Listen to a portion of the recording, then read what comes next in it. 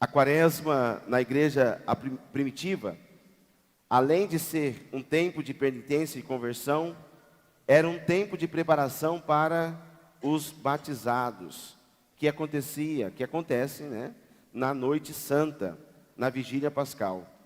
Por isso que nesses próximos 3 domingos, que antecede a Semana Santa, aparece o tema batismal, com esses símbolos: a água, o diálogo que nós acabamos de ouvir de Jesus com a samaritana, a luz na cura do cego e da vida na ressurreição de Lázaro.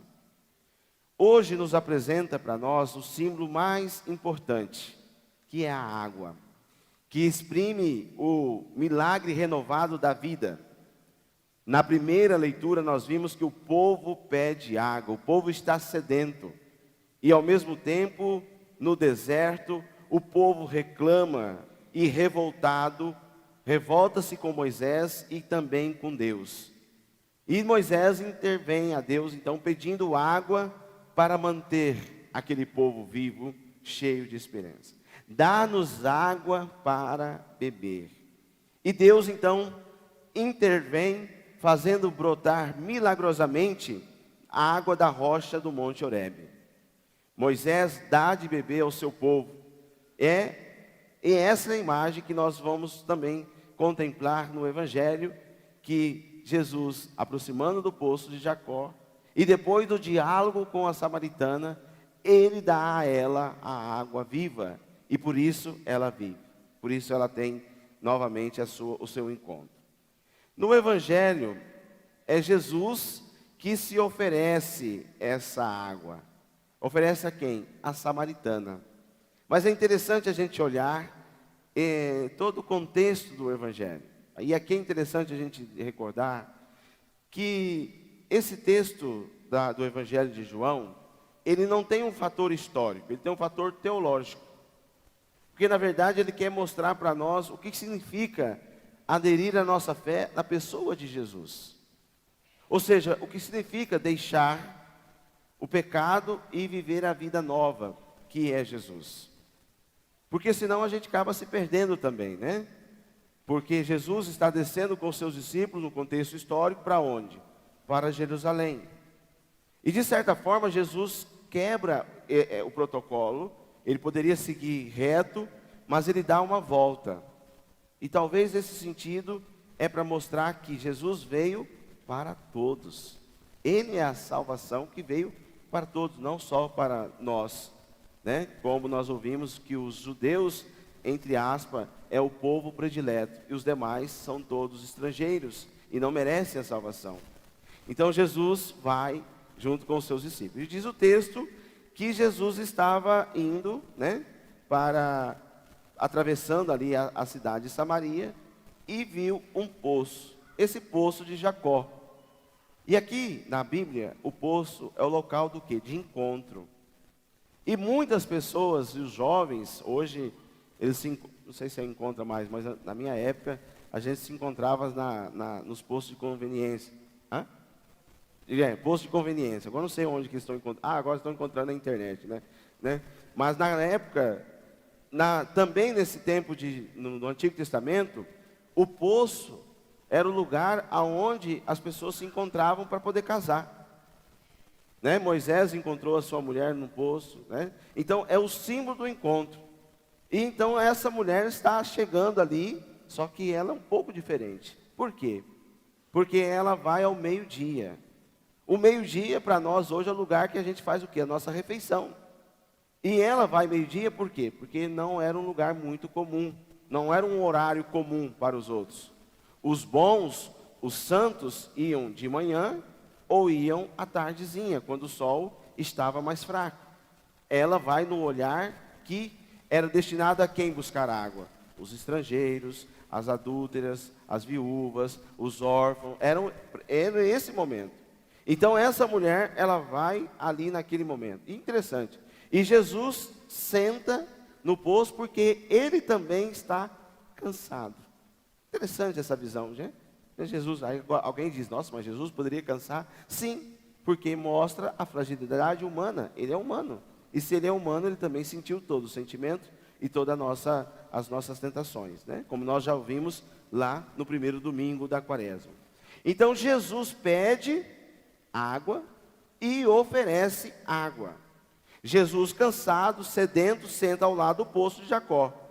Uma mulher anônima, de balde vazio, coração vazio, o que ela faz? Busca água.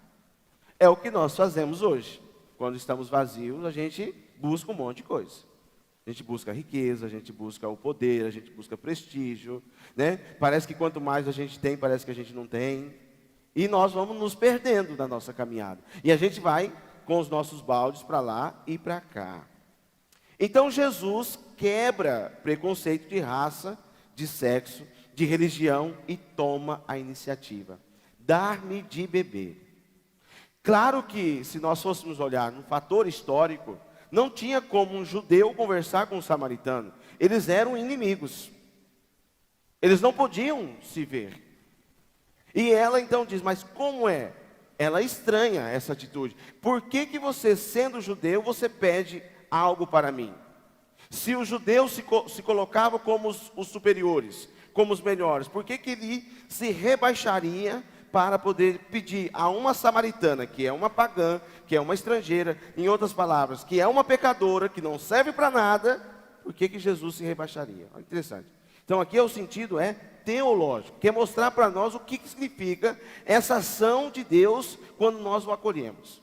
Não adianta a gente ficar só no rito, não adianta a gente ficar cercado com as nossas pompas, é preciso algo a mais. Nós estamos refletindo a campanha da fraternidade que diante da fome, que diz? Dá-lhe vós mesmos de comer. Nós temos que comprometer. E aí, desse diálogo entre a mulher e a samaritana e Jesus, acontece o quê? Uma compreensão. Jesus compreende aquela mulher. Os outros não estavam com ela. Até ontem, lá na Santa Rita, eu dizia, na nossa época lá no sítio, minha mãe, as mulheres, sempre gostavam de lavar roupa no rio. Não sei se alguém já viu essa experiência, né? Pegava a trouxa, colocava na cabeça e iam para a beira do rio. No meio das pedras, né? Tinha umas pedras assim, e lá ficavam. E lá, enquanto elas lavavam a roupa, elas cantavam, né? Elas conversavam. Então, é uma imagem bonita e interessante. Só que essa mulher foi sozinha. E ela foi sozinha por quê? Porque ela era adúltera. Porque ela era pecadora. Como diz, ela teve 5 maridos. Não era uma boa impressão. Né? Não era uma boa imagem. É como hoje. Se tem uma mulher ou um homem solteiro ou divorciado no meio de casais, um fica já meio assim, ó, vamos ficar esperto, está solteiro, viu? Não é? Vamos ser sinceros, né? Vamos ser sinceros. E às vezes, até mesmo na comunidade, são discriminadas, são excluídas, porque, entre aspas, não estão no casal, não estão acompanhados. Né?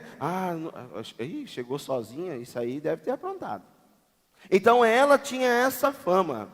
Então ela vai sozinha, com necessidade. O seu balde vazio é a sua necessidade, que ela precisava todos os dias se saciar. E aí então a mulher descobre em si mesma uma sede mais profunda. Que sede é essa? Profunda de amor. Ela precisa ser acolhida. E Jesus então se revela para ela, que estava ali com um grande vazio, como água viva, capaz de saciar qualquer sede humana. Inicialmente ela fica confusa, mas no final ela diz: Senhor, me dá dessa água, para que eu não preciso voltar mais aqui. E é interessante isso, porque Jesus é a fonte da vida. Eu sei que muitas vezes nós estamos, e principalmente nos dias atuais, nós estamos vivendo tempos difíceis, do valor humano, onde a vida está sendo ceifada com facilidade.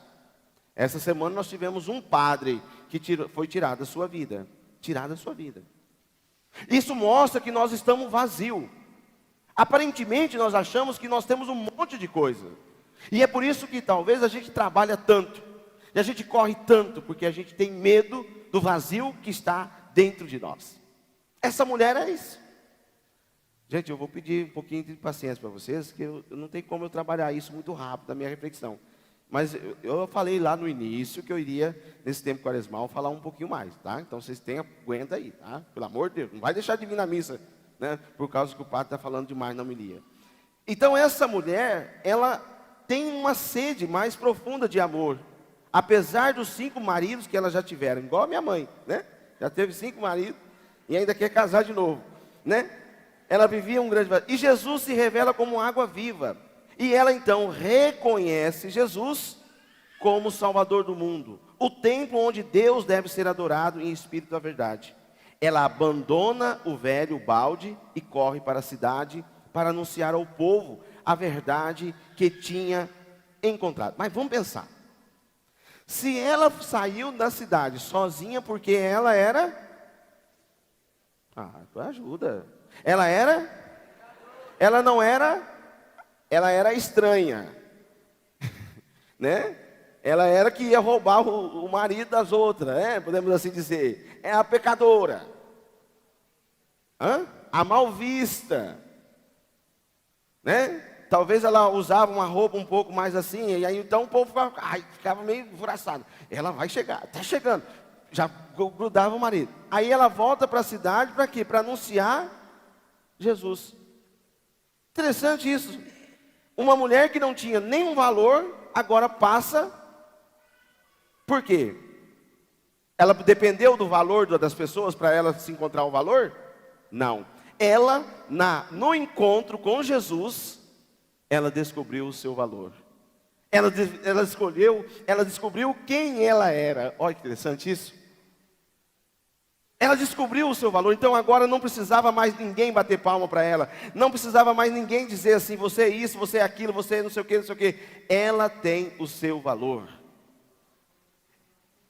Ela recebeu o dom de Deus. Encontrou o tesouro. Isso, opa, estava ajudando a fazer homilia, gostei. Encontrou o tesouro. A fé. Então ela vai e diz, me dai, Senhor, de beber. Esse caminho da samaritana, esse diálogo, nos mostra a pedagogia de Jesus que revela aos poucos, até se chegar à manifestação plena. No começo do diálogo, a mulher só pensa na água material, seus desejos, os maridos. Aos poucos, começa a compreender e aceitar a proposta de Jesus. Inicialmente, a mulher vê apenas nele quem? Um judeu, um viajante. Depois o chama de Senhor. Em seguida reconhece como profeta. E no final, o Messias. Olha o caminho. Esse é o caminho que nós temos que fazer. E de repente, ela então abandona aquele balde, que dá acesso às suas propostas limitadas de felicidade, e corre até a cidade para anunciar a sua descoberta. Essa mulher desprezada, após escutá-lo como discípula, torna-se missionária. Torna-se missionário de Cristo. Por isso que às vezes eu lendo esse texto, me conforto. Porque eu, com tanto pecado, com tanta coisa que eu tenho, ainda de vez em quando o Senhor precisa de mim para a sua missão, né? Então nós somos assim, dependente, necessitado do amor de Deus. A água do poço é símbolo de todas as satisfações humanas, na esperança de encontrar nelas a felicidade. Quantos poços tem por aí que quer trazer para nós felicidade, alegria, amor, e que a gente vai, deposita, coloca toda a nossa vida? Quantos poços? Quantos poços nós já bebemos? E às vezes nós não encontramos sentido. Essa água não satisfaz. Essa alegria não nos satisfaz. A água de Jesus é o Espírito de Deus. O amor que enche os corações. Só Cristo mata definitivamente a nossa sede, a nossa fome. Só Ele.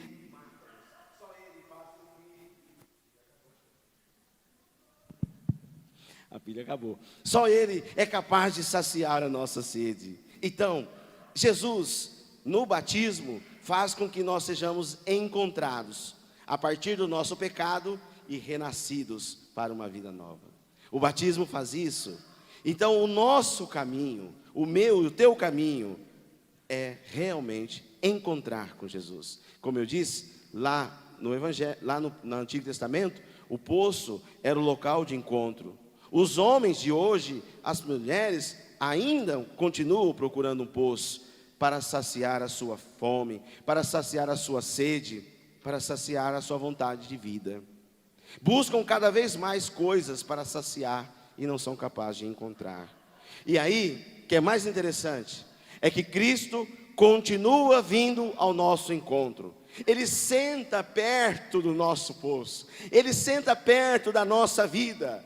E Ele também, para poder estabelecer conosco um diálogo, Ele olha para você e para mim, na nossa insignificância, nas nossas fragilidades, naquilo que nós temos de mais de resto, Ele olha para nós e diz assim: o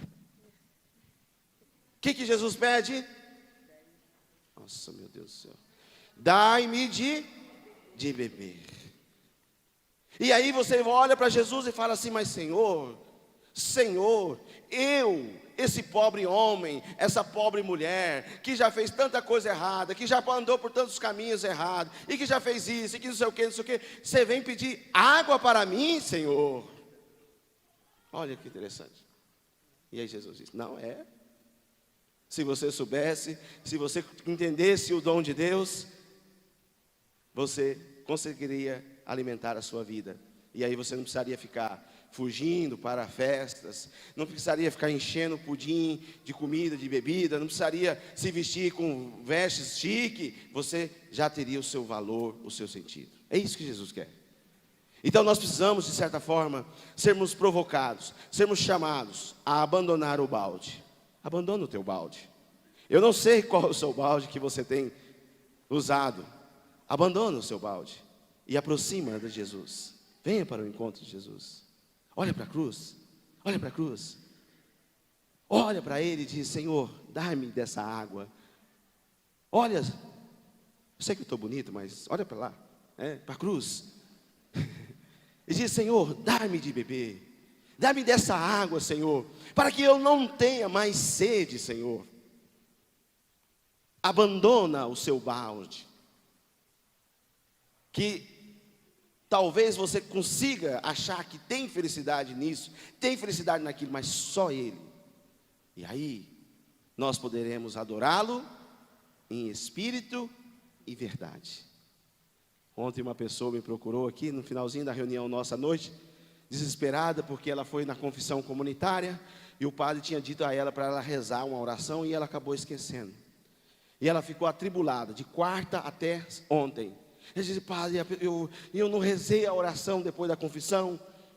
E aí eu falei com a vizinha, e a vizinha disse que eu tenho que confessar de novo, padre, eu estou desesperando. Eu falei: não, minha filha, reza aqui mesmo, aqui debaixo dessa árvore, e pronto, sabe? Eu acho que a gente precisa ter essa alegria, né, de se encontrar com Deus.